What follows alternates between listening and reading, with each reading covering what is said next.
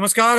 मी सुशील कुलकर्णी. आपण पाहताय अॅनालायझर आणि नेहमीप्रमाणे आपल्या सोबत आहेत हर मर्ज की दवा आपल्या जवळ ठेवणारे डॉक्टर उदय निरगुडकर. सर, स्वागत आहे आपलं. नमस्कार नमस्कार. नमस्कार. इट्स ऑलवेज आता एक प्लेजर. आता एक मालिका चालू आहे आपली. अॅनालायझरच्या अॅनालायझरच्या प्रेक्षकांशी बोलणं हा अतिशय आनंदाचा भाग असतो. आता एक मालिकाच चालू आहे आपली आणि त्या मालिकेत आपण आज पुढचा प्रश्न घेणार आहोत. पंतप्रधान नरेंद्र मोदी हा अचानक आपल्या देशातल्या 2 शहरांमध्ये जातात. घोषणा करतात की सोनं खरेदी करू नका, विदेशात जाऊ नका, पेट्रोल डिझेल जरा कमी खर्च करा, गॅस कमी खर्च करा, ही ती घोषणा करतात आणि उठून लगेच विदेशात जातात. ये बिलकुल नाइंसाफी आहे सर. म्हणजे लोकाला सांगायचं तुम्ही विदेशात जाऊ नका आणि आपण विदेशात जायचं. हे नेमकं काय गडबड आहे? कशासाठी गेलेत पंतप्रधान विदेशामध्ये?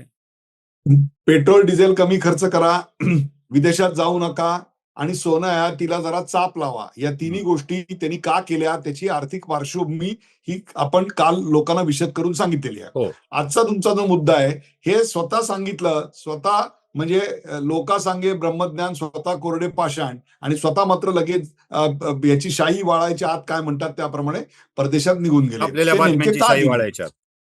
ते नेमके का गेले असा प्रश्न सगळ्यांच्याच मनात येणं स्वाभाविक आहे. पहिली गोष्ट एक लक्षात घ्या, मोदींना परदेश दौऱ्याचा काही अप्रूप नाहीये. हा काही त्यांचा पहिला दौरा नाहीये मोदी साहेबांचा. मोदी याआधी अनेक वेळेला त्या राष्ट्रांच्या आमंत्रणावरनं किंवा भारताच्या गरजेनुसार ते अनेकदा परदेशी गेलेले आहेत. किंवा त्यांच्या परदेशी जाण्यावर टीका झालेली आहे. पण एक लक्षात घ्या, ते वारंवार एकाच व्हेनेझुएला अथवा बँकॉकला गेलेले नाहीयेत, हे सुद्धा तुम्ही लक्षात घ्या. आणि ते गुप्तपणे गेलेले नाहीयेत, हे सुद्धा लक्षात घ्या. ते कुठे गेले सुशीलराव? तर ते गेले युनायटेड अरब एमिरेट्समध्ये. युनायटेड अरब एमिरेट्समध्ये आता आपल्यावर जे ऊर्जा संकट आहे त्या ऊर्जा संकटावर, तेल संकटावर काही उपाय शोधता येतो का, या संदर्भातल्या चर्चा आणि त्याचा मसुदा तयार करण्याकरता जाणं ही काही गैर गोष्ट नाहीये. किंवा आत्ताच्या काळात ती अत्यंत गरजेची गोष्ट आहे जी मोदी साहेबांनी केली आहे. नेदरलँड हा जो देश आहे हा टेक्नॉलॉजिकली प्रचंड ऍडव्हान्स असा देश आहे आणि त्याहीपेक्षा सुद्धा आपली जी सगळी ऑटोमोबाईल इंडस्ट्री ज्या चिप सेमीकंडक्टरवर चालते त्या चिप सगळीकडे बनवायला सुरुवात झाली आहे. परंतु त्या चिप बनवण्याचं मशीन जी कंपनी बनवते त्यांच्याबरोबर टायअप करून आपण बॅकवर्ड इंटिग्रेशन ज्याला म्हणतो की we will not only manufacture chip but we will manufacture the machine that manufactures the chip. आणि त्या स्पेसमध्ये आता फक्त चायना आहे. त्यामुळे ते त्या टायअप करता तिकडे जाणं होतं. स्वीडन हा डिफेन्स मधला अत्यंत दादा देश आहे. त्यामुळे स्वीडनमध्ये जाऊन त्या संदर्भात काही चर्चा करणं, तिथे जाऊन त्या लोकांशी बोलणं हे महत्वाचं होतं. नॉर्वेमध्ये नॅडिकची एक कॉन्फरन्स होती. त्या कॉन्फरन्समध्ये जाणं अतिशय स्ट्रॅटेजिकली आपल्याला विलक्षण गरजेचं होतं आणि नॉर्वेकडे जो एक लार्जेस्ट वेल्थ फंड आहे त्याची आपल्याकडे गुंतवणूक आणता येते का या संदर्भातली चर्चा अत्यंत महत्वाची होती.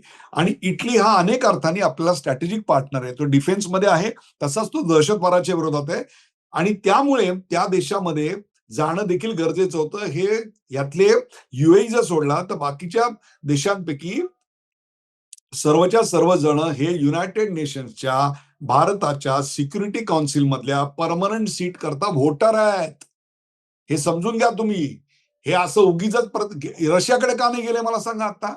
म्हणजे आपण नाटोच्या जवळ जातोय असाही एक सिग्नल त्याच्यातनं गेलेला आहे.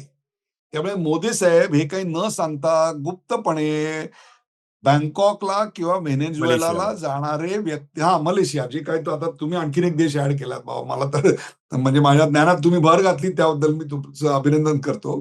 तर हे त्याच्यातले काही गृहस्थ नाही आहेत आणि हे गृहस्थ जे आहेत ना ते आपल्या रात्रीचा वेळ जो झोपेचा वेळ आहे ना तो प्रवासात घालवतात आणि दुसऱ्या दिवशी सकाळी काम करून तुम्ही मिनिटाचं प्लॅनिंग पाहिलं तर तुम्हाला आश्चर्य वाटेल की बरोबरचे अधिकारी दमून थकून खलास होतात, परंतु मोदी साहेब आल्यानंतर पुन्हा दुसऱ्या मिनिटाला कामाला लागलेले असतात.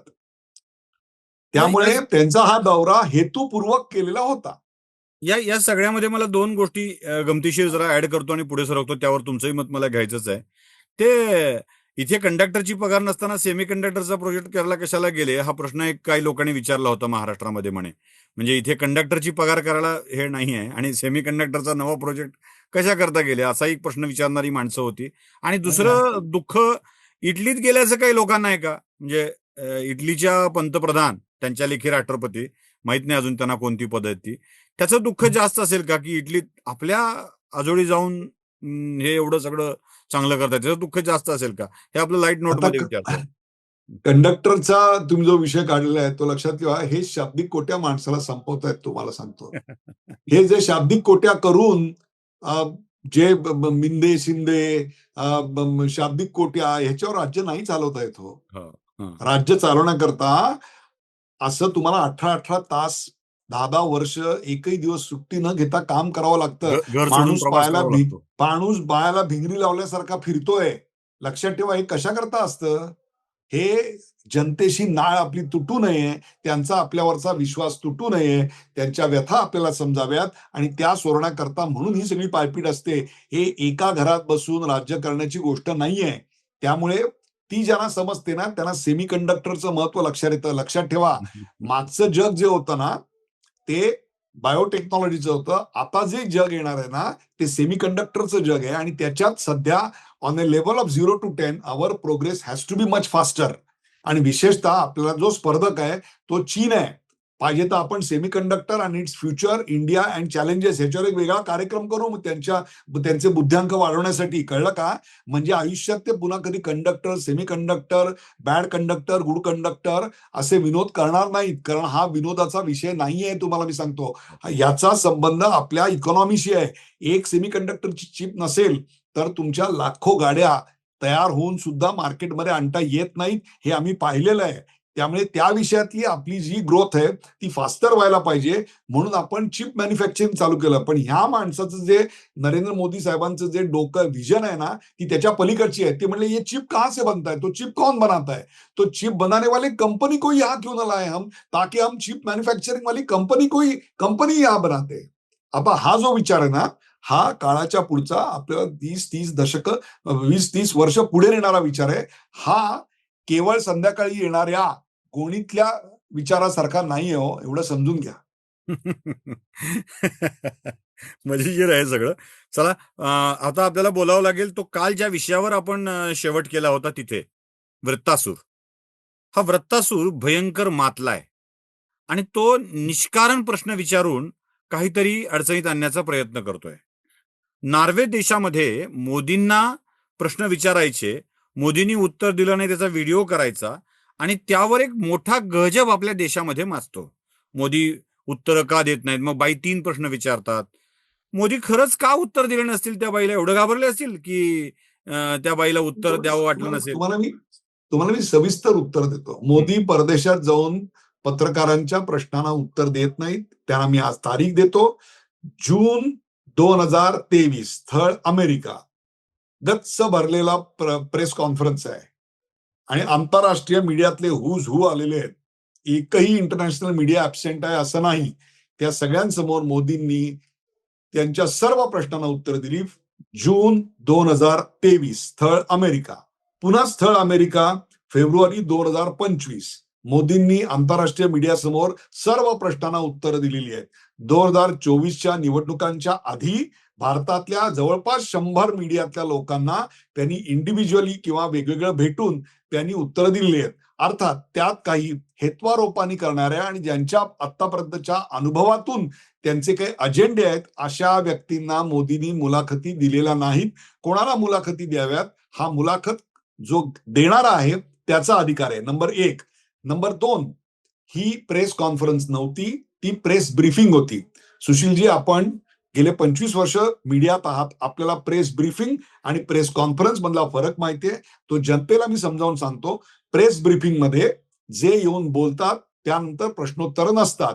प्रेस कॉन्फरन्समध्ये इनिशियल ब्रीफिंग 2-4 मिनिटाचं झाल्यानंतर त्यावर अनेक प्रश्नोत्तर असतात. हा दोहोंमधला फरक आहे. मोदी साहेब आणि त्यांचे राष्ट्रप्रमुख यांनी नॉर्वेत जे केलं ती प्रेस ब्रीफिंग होती आणि प्रेस ब्रीफिंग झाल्यानंतर प्रेस कॉन्फरन्स किंवा कोणत्याही प्रकारची प्रश्नोत्तरं नसल्यामुळे या दौऱ्याचं फलित काय? आम्ही दोघांनी येऊन एकमेकांच्या राष्ट्रांसाठी नेमकं काय केलं? आमच्या दोघांच्या एकत्र येण्याचा आलेख देशाला जगाला किती मार्गदर्शक आहे? त्याच्यात आम्ही टेररिझम बद्दल काय करणार आहोत? मोदींना जे अवॉर्ड मिळालं अशा अनेक गोष्टी होत्या. त्या सगळ्या ब्रीफिंग झाल्यानंतर मोदी साहेब उतरून गेले. त्यानंतर ही कथित पत्रकार आपल्याकडे सुद्धा असे मोजो किट घेऊन अनेक जण फिरतात की जे कोरोना काळामध्ये भारतातला मृत्यूदर जगात सर्वात जास्त असणार आहे असा जॉन हॉपकिन्सचा रिपोर्ट आम्हाला सांगत होते. आज तसेच या बाईंनी 3 प्रश्न उपस्थित केले. भारतावर भरोसा का ठेवावा, मानवाधिकार आणि मोदी प्रश्नांना कधी उत्तरं देतील. त्यानंतर प्रेस कॉन्फरन्स, नियोजित प्रेस कॉन्फरन्स होती, ती होती आपल्या तिथल्या राजदूतांची. त्या राजदूतांच्या प्रेस कॉन्फरन्सला सन्मानपूर्वक आधीच्या आमंत्रणाचा पुनरुच्चार करीत कथित महिला पत्रकाराला पुन्हा बोलवण्यात आलं आणि अग्रक्रमाने तिला प्रश्न विचारण्याची मुभा दिली. पुन्हा तिने 3 प्रश्न विचारले. त्या प्रश्नांची उत्तरं देण्याआधी आणखीन एक प्रश्न घेऊया म्हणून आमच्या राजदूतांनी आणखीन एकाला प्रश्न विचारण्याची संधी दिल्यानंतर त्या बाईने आकांडतांडव सुरू केले. आधी माझ्या प्रश्नाचे उत्तर द्या. ती म्हणली तुमच्या प्रश्नाची उत्तरं तुम्हाला आम्ही देणारच आहोत, पण आम्ही काही प्रश्न एकत्र घेतोय. याच्यावर जी चिडचिड त्या बाईची झाली ती पाहणेबल होती, तुम्हाला मी सांगतो. त्यानंतर भारतावर विश्वास का ठेवावा याचं उत्तर देताना भारताची प्रगती, अनेक क्षेत्रातली, भारताची 5,000 वर्षाची परंपरा या सगळ्याचा लेखाजोखा आपल्याकडे मांडण्यात आला. त्याचबरोबर कोविड काळामध्ये वसुधैव कुटुंबकम या न्यायाने आम्ही संपूर्ण जगाला कशी मदत करून विश्वासार्हता हासिल केली ते सांगितलं गेलं. आमची शिक्षित प्रशिक्षित मनुष्यबळ, आमचं सरकार आणि आमची सार्वभौमत्व या सगळ्याचा उल्लेख करताना G20 मध्ये जेव्हा सुरू झाली त्यावेळेला जग डिवायडेड होतं, परंतु भारताच्या प्रयत्नांनी ते कसं एकत्र आलं याचा लेखाजोखा मांडला.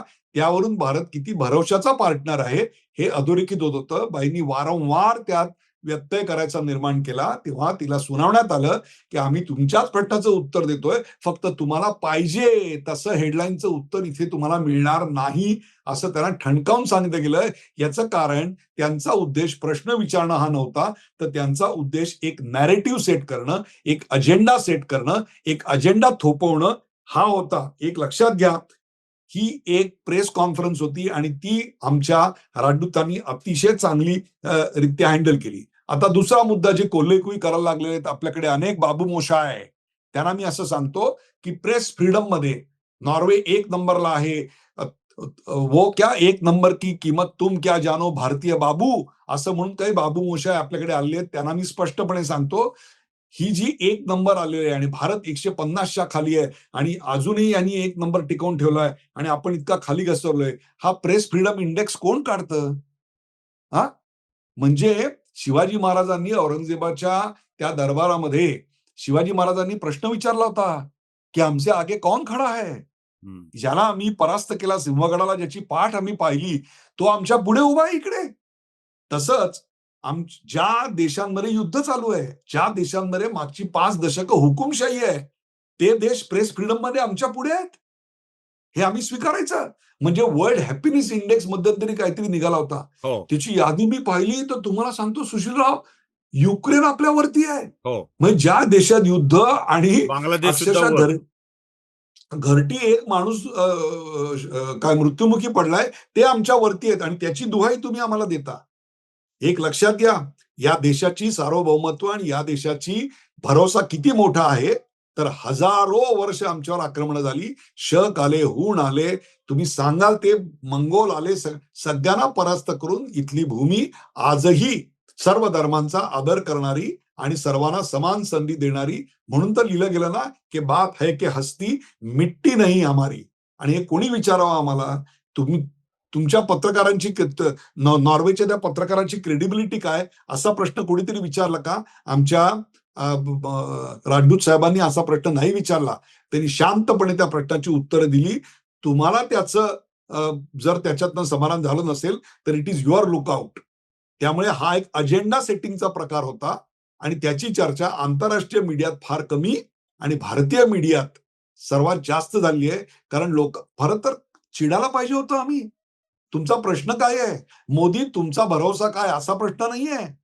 भारत का क्या भरोसा, भारताचा काय भरोसा, हे तुम्ही विचारताय. ज्या देशामध्ये 200च्या वर युनिकॉर्न्स वर्षाला निर्माण होत आहेत आणि 1.5 लाख आमच्याकडे स्टार्टअप वर्षाला निर्माण होत आहेत, आमच्याकडे पेटंटची संख्या लिप्स अँड बाउंड्सनी, लिप फ्रॉगिंगनी वाढते, त्या देशाला तुम्ही विचारताय. ज्या देशामध्ये सर्वात जास्त आता उद्योजक निर्माण होत आहे त्या देशाला तुम्ही हा प्रश्न विचारताय. ज्या देशाच्या टायअपसाठी सर्व राष्ट्र उत्सुक आहे. त्यांच्या भरोश्याबद्दल तुम्ही विचारताय? ज्यांनी कोविडची लस फुकट दिली अख्ख्या जगाला, आम्ही काय जगातलं सर्वात श्रीमंत राष्ट्र नाही आहोत. त्यांना तुम्ही हा प्रश्न विचारताय. म्हणजे भारताचा अपमान झाला म्हणून खरं तर इथल्या पत्रकारांनी याचा निषेध करणारे अग्रलेख लिहायला पाहिजे होते, कार्यक्रम करायला पाहिजे होते. पण इथे ते झालं वेगळंच. इथे अग्रलेखच बंद मोदींना करतात आणि कसं कशाचा लेख लिहितात. मोदींना कसं अडचणीत आणलं. अरे मोदी त्यावेळेला प्रश्न उत्तर द्यायच्या शेड्यूलच नव्हतं. पुढचा कार्यक्रम लागलेला होता. So obviously he was not to answer. आणि त्याचं तुम्ही भांडवल करताय. मोदींचा द्वेष तुम्हाला कुठे घेऊन जाणार आहे मला कळत नाही. या सरकारवर टीका करणारे शेकडो मुद्दे आहेत. ते मी द्यायला तयार आहे तुम्हाला सांगतो. पण म्हणून या देशाची प्रतिमा आंतरराष्ट्रीय मार्केटमध्ये जाऊन जर कोणी मलिन करत असेल, तर त्यालाही तेवढ्याच प्राणपणानं विरोध करीन. जर कोणी परदेशी विद्यापीठात जाऊन भारतातल्या लोकशाही बद्दल ऊर बढवून घेत असेल, तर आम्हाला ठणकावून सांगावं लागेल, की हो इकडे आसाममध्ये पण 90% वर व्होटिंग होतं. पश्चिम बंगालमध्ये पण 90% वर व्होटिंग होतं आणि जिथे 370 कलम हटवलं, त्या काश्मीरमध्ये सुद्धा 70% व्होटिंग आमच्याकडे होतं. हे लक्षात घ्या. आणि तिकडे भारतीय जनता पक्षाचं सरकार आलेलं नाही. भारतीय जनता पक्षाचा दणकून पराभव झालेला आहे तिकडे. त्यामुळे ही कुठल्या एका पक्षाची बाजू नाहीये.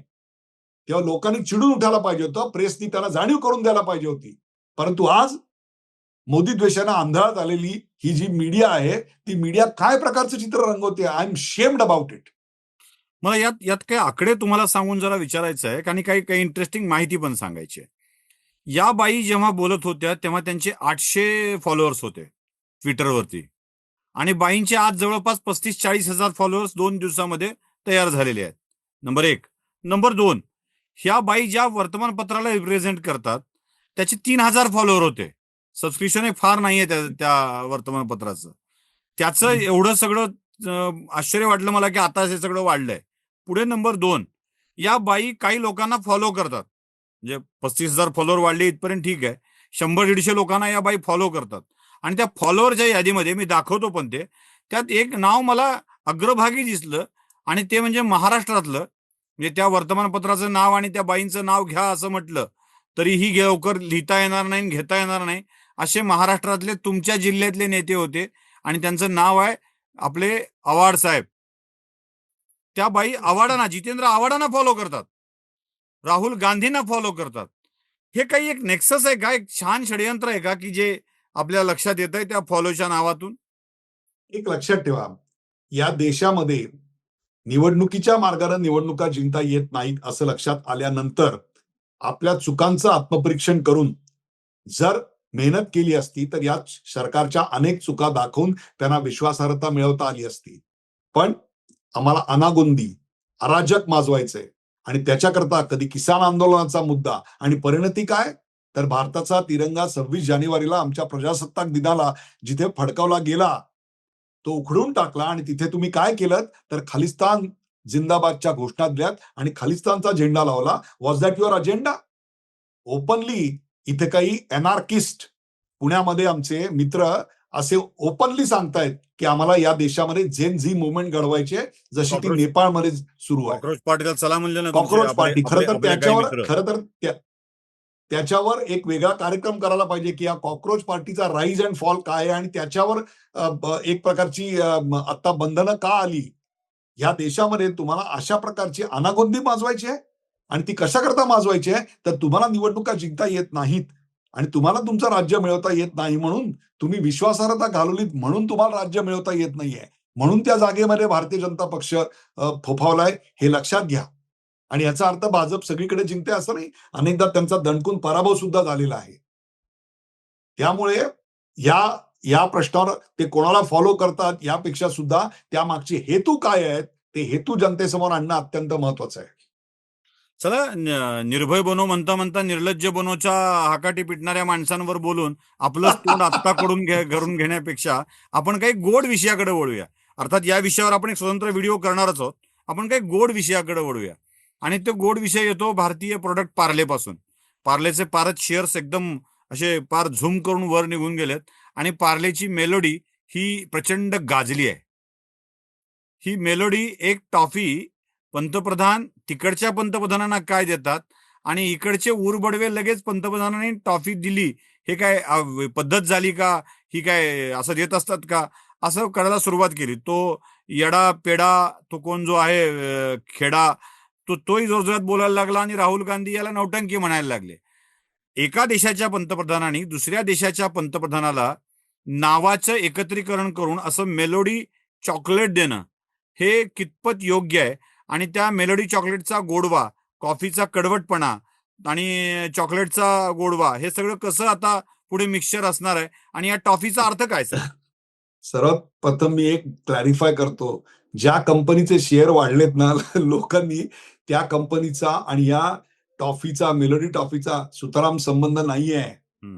पहिले एक लक्षात घ्या, ते हे बनवत नाहीत आणि जे हे बनवतात ते शेअर मार्केटमध्ये नाहीत.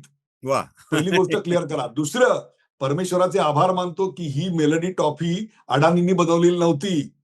जर हे अडाणींचं प्रोडक्ट असतं, तर आज काय झालं असतं मला सांगा तुम्ही. अहो, या देशातलं लोकल प्रोडक्ट जे आहे ते ग्लोबल करणं, त्याच्याविषयी बोलणं हे पंतप्रधानाचं काम नाही का, तुम्हाला मी सांगतो. मी स्वतः चीनमध्ये ॲपटेक लॉन्च केलं, तुम्हाला सांगतो. ही गोष्ट आहे वाजपेयी व्हर्जन 3 मधली. त्यावेळेला आम्ही बीजिंगमध्ये आमची प्रेस कॉन्फरन्स घेतली आणि ती प्रेस कॉन्फरन्स लॉन्च करायला कोण आलं होतं आमचं, तर दस्तूरखुद्द आयटी मिनिस्टर प्रमोद महाजन आलेले होते. आणि तेव्हा प्रमोदजींनी सांगितलं की एम्बेसीमध्ये मी कॉन्फरन्स घेणार नाही, माझी कॉन्फरन्स मी तुमच्या ऑफिसमध्ये, म्हणजे सेंटर होतं, ट्रेनिंग सेंटर होतं, त्या ट्रेनिंग सेंटरच्या उद्घाटनाच्या ठिकाणी घेईन. म्हणजे बॅकड्रॉपला तुमचं नाव असेल एवढं पण प्रमोदजींनी सांगितलं की जेणेकरून अर्धा तास तुम्ही तुमचं नाव, ब्रँड हे संपूर्ण चायनामध्ये दिसेल लोकांना. अहो, आपल्या देशातला लोकल माल ग्लोबल करणं हे गैर आहे का, मला सांगा. मग टॉफी तिकडे गोड लागली. बरं, मोदींनी हे ट्विट केलंच नाही बरं का, मोदी साहेबांनी ट्विट केलंच नाही, एक्स केलंच नाही. याच्याविषयी जॉर्जिया मेलोनी यांनी सांगितलं की मला ही अत्यंत चांगली टॉफी त्यांनी गिफ्ट दिली. केली. म्हणजे आपल्या लोकल प्रोडक्टचं ग्लोबल लीडर कौतुक करतायत आणि त्यांना ती गोड वाटते आणि म्हणून इकडे तुमको मिरची लगी तो मैं क्या करू, असं गाणं आता म्हणायची वेळ आलेली आहे की तुम्हाला झालमुडीचाही त्रास होतो. झालमुडी खातं कोण आणि त्याची मिरची झोंबते कोणाला आणि इथे गोड टॉफी खातं कोण आणि ती तिखट लागते कोणाला, मला कळतच नाही. अहो, त्या इटलीमध्ये जाऊन आपण किती स्ट्रॅटेजिक टायअप केले, $5 बिलियन ट्रेड. खरं तर त्याविषयी आपण बोलायला पाहिजे. परंतु म्हणतात ना, मेलोडी खाओ सब जान जाओ. आता सब जान जाओ हे करायची हे समोर आलंय या निमित्ताने. काय पण ते हा सगळा प्रकार त्यांना विचित्र का वाटतोय? म्हणजे मेलोडीच्या त्या डोक्यात सारखं ते मेलोनी यांचं मोदींशी असलेली जवळीक, म्हणजे इटलीच्या पंतप्रधानांची जवळीक ही अस्वस्थ करणारी आहे का इटलीच्या तथाकथित सुपुत्रांना, नाही, नाही, सुपुत्रींना? नाही. माझी आता चूक होते. मेलोनी यांना जर कोणाला काही गिफ्ट द्यायचं असेल, तर त्यांना त्याकरता निवडणूक जिंकावी लागेल. त्यांना पंतप्रधान व्हावं लागेल आणि त्याच्याकरता देशात थांबावं लागतं. देशातल्या जनतेशी आपल्याला काय म्हणू, देशातल्या जनतेबरोबर नाळ जोडून घ्यावी लागते. तुमचं नेतृत्व ममता बॅनर्जींनाच मान्य नाही इकडे आणि तुम्ही वेळ मिळाला तर द्रमुकला कसं धक्क्याला लावता हे पाहिलेलं आहे. असं असताना तुम्हाला तुमची युपीएची मूठ एकत्र ठेवता येत नाहीये आणि तुम्ही आता त्याच्याकरता म्हणून जेन झीचा उपयोग करताय आणि त्यांना भडकवताय आणि असे नॉन इश्यू तुम्ही वर काढताय. अहो, तुम्हाला कळत कसं नाहीये हे मोदीजींचे ट्रॅप आणि तुम्ही त्याला सरळ सरळ बळी पडताय. हा फास लावलेला आहे. झालमुडी नावाचा एक फास होता. ₹10 झालमुडी एक इलेक्शन घेऊन गेली, तुम्हाला कळलं नाही. तसंच ही एक टॉफी ₹100 आहे. आता जाऊन मी पण घेणार आहे मार्केटमध्ये की लागते तरी कशी, आपण आजपर्यंत कधी फार खाल्लेली पण नाही ती. पण आज त्याला एक आंतरराष्ट्रीय, जोक्स अपार्ट, हा हा एक हा एक मार्केटिंग कम्युनिकेशनचा प्रकार आहे आणि मोदी साहेबांकडून आपण सगळेच कम्युनिकेशन मीडियात आहोत. तुम्ही काय, मी काय. आपण हे शिकण्यासारखं आहे की मोदीजी एखादी गोष्ट कम्युनिकेट कशी करतात आणि त्याचा किती परिणाम होत असतो याचा विचार करायची वेळ आज आलेली आहे. It's a lesson for everyone. एक शेवटचा प्रश्न. 3 मुद्द्यांचा विचार आपण आता केलाय. एक, मोदींच्या परदेशवारीवर झालेली टीका. 2, त्या बाईंनी, पत्रकार आणि वृत्तासुरा मॅडमनी केलेला प्रकार. आणि तिसरा मेलोडीवाला. या सगळ्यावर भारतामध्ये खूप वाईट प्रकारची चर्चा होते आहे. ती वाईट आहे हे आपल्याला माहित आहे. याचा परिणाम मोदीच्या असण्या नसण्यावर काही होण्याची शक्यता आहे का? किंवा भारताला मिळणाऱ्या फायद्याच्या वर काही परिणाम होण्याची शक्यता आहे का? शून्य शक्यता आहे, तुम्हाला मी सांगतो. आता हा जो दौरा होता, हा मोदींच्या अनेक दौऱ्यांपैकी माझं मत आहे की जे सर्वात महत्वाचे, सगळेच महत्वाचे होते, पण त्यातले सर्वात टॉप 5 महत्वाचे दौरे जर कुठले म्हटले ना, तर मी त्यात या दौऱ्याचा उल्लेख करीन. आपण आता UAE वर बोललेलो नाहीये, पण UAE मध्ये आपण आपला तेलाचा साठा आता सुरक्षित केलेला आहे. म्हणजेच एक प्रकारे आपण त्याचा इन्शुरन्स केलेला आहे. उद्या आपल्याला गरज पडेल तेव्हा UAEच्या साठ्यातून आपण आपलं तेल उचलणार आहोत. आणि ते तेल इकडे यायला बरोबर 4.5 दिवस फक्त लागतात. आणि हे कशा करताय? कारण अमेरिकेतलं महागडं तेल आपल्याला इथे आणायला जवळपास 45 ते 50 दिवसाचा वेळ लागतोय. त्याच्यापेक्षा तुम्हाला 4 ते 5 दिवसात मिळेल. दुसरी गोष्ट, काल आपण जी मुलाखत केली त्याच्यानंतरची एक डेव्हलपमेंट आहे की ज्याचा उल्लेख भाजपने नाही, ज्याचा उल्लेख इथल्या कोणी नाही, तर दस्तूर खुद्द झबिलन फायदी यांनी केलेला आहे. म्हणजेच UAEचे जे राष्ट्रप्रमुख आहेत त्यांनी शेख मोहम्मद बिन नायज यांनी केलंय. आणि तो काय केलाय? फुजियारापासून होर्मुझची जी समुद्र दुनिया आहे त्याला वगळून एक तेलाची पाईपलाईन, आणि त्याचं 50% काम पूर्ण झाल्याचं त्यांनी सांगितलंय. आता हे जे काम पूर्ण झालेलं आहे त्या तेलामधून वाहतूक करताना त्याच्याविषयीचे आपले टायअप्स, त्याची पेरणी आता या सगळ्यातून होणार आहे. तुम्ही एक लक्षात घ्या की हा एक फार दूरदृष्टीनं केलेला गोष्ट. आता लगेच म्हणतील की अरे त्या गुंतवणुका आल्या कुठे? अरे त्या गुंतवणुका फ्रुक्टिफाय व्हायला आणि त्याचे रोजगार निर्मिती, अमुक तमुक बेनिफिट दिसायला 2 ते 3 वर्ष जावी लागतील. परंतु त्याची सुरुवात कुठेतरी करणं गरजेचं होतं. आता बघा तुम्ही मेलडीचा सेल कसा दणादण वाढेल ते. याचं कारण त्याची दखल घेतली गेली आणि ती दखल घेणंच मोदी करतात. नाही तर काय माहितीये का, इकडे जॅकेटवर जानवं घालतात, इकडे डिझायनर शूज घालून घमेलं घेऊन फिरतात. इथे गरीब शेतकऱ्याच्या घरी जाऊन पत्रावळीवर जेवतात, पत्रावळी जेवतात, पण बातमी होत नाही ना याची. आणि मोदीने 10 रुपये की झालबुडी खाई तो बातमी हो जाती है. हे दुःख आहे. कळलं का तुम्हाला? हे दुःख आहे. त्यामुळे ती टॉफी जी आहे ना, ती जरी गोड असली तरी त्याचा ठसका मात्र इथे फार तिखट लागलाय. येस. खरं तर या सगळ्यामध्ये एक गोष्ट नक्की आहे की आता जे काय होणार आहे ते बघावं लागेल. आणि ते बघण्यासाठी ही ड्रामावाली मेलोडी जी आहे ना, मोदी आणि मेलोनीवाली, ती एकदा खावी लागेल. ती खाल्ल्यावर मेलोडी खाओ खुद जान जाओ हे आपल्या सगळ्यांच्या लक्षात येईल. अजूनही बऱ्याच विषयावर चर्चा करायची आहे, बऱ्याच विषयांना बोलायचं आहे.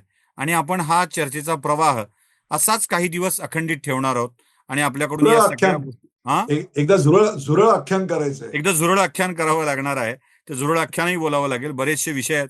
त्यासाठी हिट तुमच्याकडे तयार ठेवा. तुम्ही डॉक्टर आहात त्यामुळं झुरळाला काय वापरलं पाहिजे याची तुम्हाला पूर्ण कल्पना आहे. ते ते आपण घेऊन पुढच्या भेटीमध्ये बोलूयाच, पुढच्या व्हिडिओला बोलूयाच. ती चर्चा होईलच. आता खूप खूप आभार आपले. आपण आलात, बोललात, हे सगळे विषय मांडलेत अनलाईव्हच्या प्रेक्षकांसाठी. खूप बरं वाटलं. खूप खूप आभार सर. धन्यवाद. धन्यवाद. जागृतीचा विधायक